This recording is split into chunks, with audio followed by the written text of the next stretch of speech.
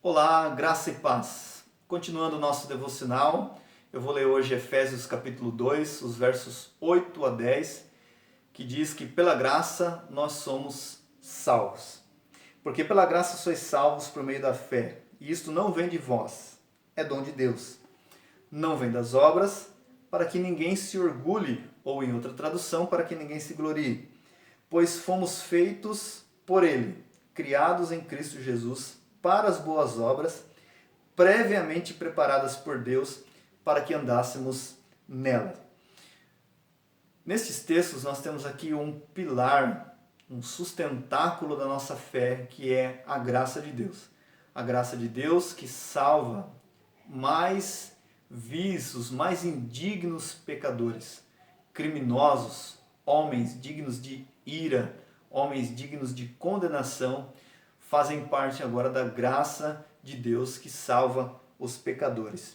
E sendo isto um pilar da nossa salvação, é algo ao qual nós devemos nos agarrar, porque pela graça sois salvos por meio da fé.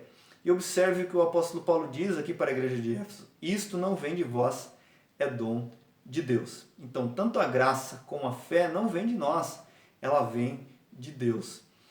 E ser salvo pela graça é algo muito maravilhoso, porque nos mostra quanto somos imerecedores da graça de Deus. A graça de Deus nos mostra como o Senhor é bom, como o Senhor é misericordioso, como Ele nos amou, mas mostra também a malignidade do nosso pecado. E quando mostra a malignidade do nosso pecado, mostra o quanto nós somos, ou melhor, quanto nós não somos merecedores desta graça. E agora, pela graça, sem nada fazer, nós somos salvos, somos alcançados por Cristo Jesus, aquele que nos salvou, aquele que nos amou com um amor eterno e que nos deu o dom da fé, que não vem de nós, é dom de Deus. Primeiro ponto é que ninguém pode ir até Deus por uma decisão própria.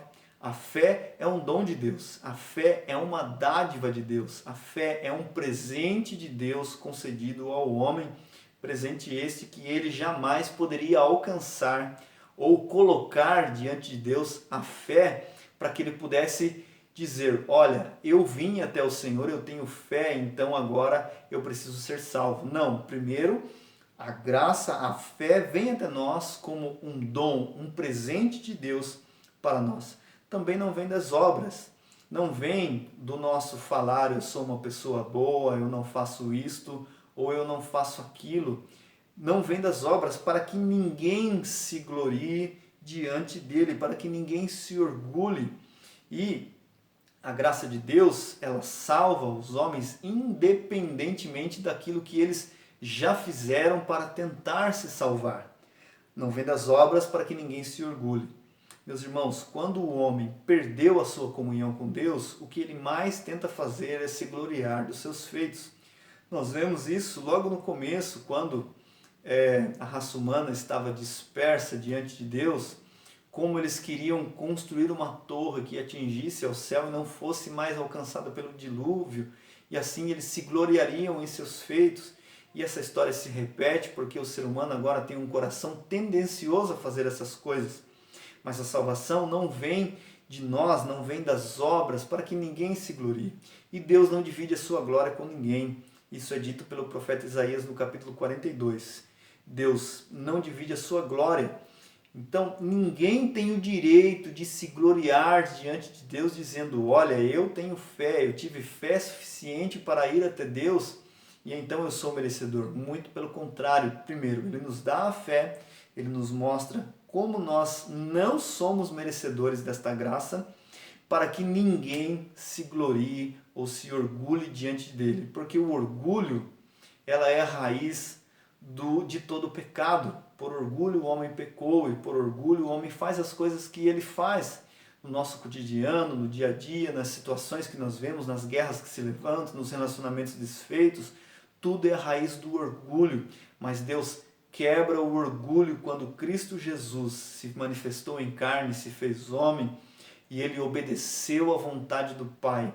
Não fez a sua própria vontade, obedeceu à vontade de seu Pai e propiciou, garantiu para nós a nossa salvação.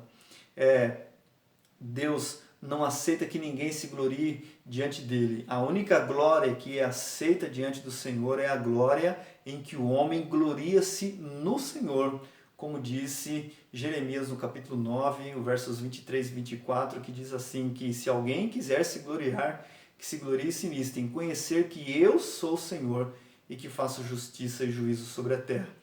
Então a maior glória que o homem pode ter e desfrutar é conhecer o seu Salvador, é conhecer o seu Senhor. E isto é uma glória que nos aproxima do Criador, porque nós reconhecemos que nós não somos autossuficientes, nós reconhecemos que nós dependemos dele em todos os momentos. Então nenhuma obra, tudo aquilo que o homem faz para se salvar é aceito diante de Deus. E o verso 10 nos explica muito bem que as boas obras que o cristão faz depois de ter recebido a graça da salvação como um presente imerecido, o segundo ponto aqui é o seguinte, nós fomos feitos por Ele. Quem é criatura não pode se gloriar mais do que o seu Criador. Criados em Cristo Jesus para as boas obras, quando em Cristo o homem ele é feito de novo, ele é ressuscitado, ele é feito a partir do nada, ele é feito a partir da sua natureza pecaminosa, um novo ser, alguém que estava morto, agora passa a ter vida. Nós somos criados em Cristo Jesus para as boas obras, previamente preparadas por Deus para que andássemos nela.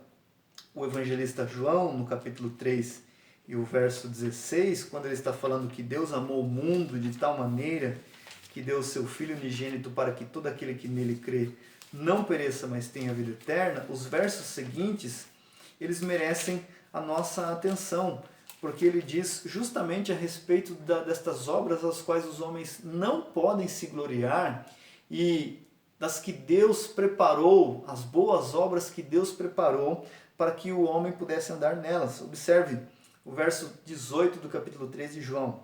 Quem nele crê não é condenado, mas quem não crê já está condenado, pois não crê no nome do Filho unigênito de Deus. E o julgamento é este: a luz veio ao mundo, e os homens amaram as trevas em lugar da luz, pois as suas obras eram más.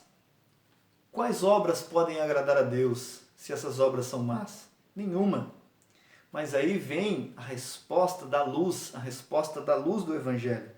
No verso 20 de João capítulo 3, que diz assim, porque todo aquele que pratica o mal odeia a luz e não vem para a luz, para que as suas obras não sejam expostas. Mas quem pratica a verdade vem para a luz, a fim de que se manifeste que as suas obras são feitas em Deus. Então o homem sai das trevas, sai da escuridão, vai para a luz de Cristo, a luz do Evangelho que resplandece nos nossos corações. Agora nós podemos ver a beleza de Cristo, nós podemos contemplar a glória de Deus revelada em Jesus Cristo, e as nossas obras agora são feitas em Deus. Somente junto com o seu Criador, tudo que nós fazemos torna-se aprazível diante de Deus por causa de Jesus Cristo, que nos alcançou o favor de Deus. Então a graça de Deus nos coloca nesta condição. A graça de Deus foi tão defendida pelos reformadores no século XVII, dizendo que a salvação é pela graça, que o homem nada pode fazer. E nós precisamos compreender cada vez mais o que é a graça de Deus que nos chamou para as boas obras, e esta mesma graça que nos capacita para que estas obras sejam aceitas diante de Deus, para que elas sejam feitas em Deus pela luz, a luz de Cristo, a luz do Evangelho. Então, tudo que nós fazemos diante de Deus é aceito por causa de Jesus Cristo e seu sacrifício no Calvário, seu precioso sangue derramado em nosso favor. Por hoje é só, que você medite nestas poucas palavras e que o Senhor te abençoe e que você possa compreender cada vez mais a graça do Senhor. Que o Senhor te abençoe, no nome do Senhor Jesus. Amém.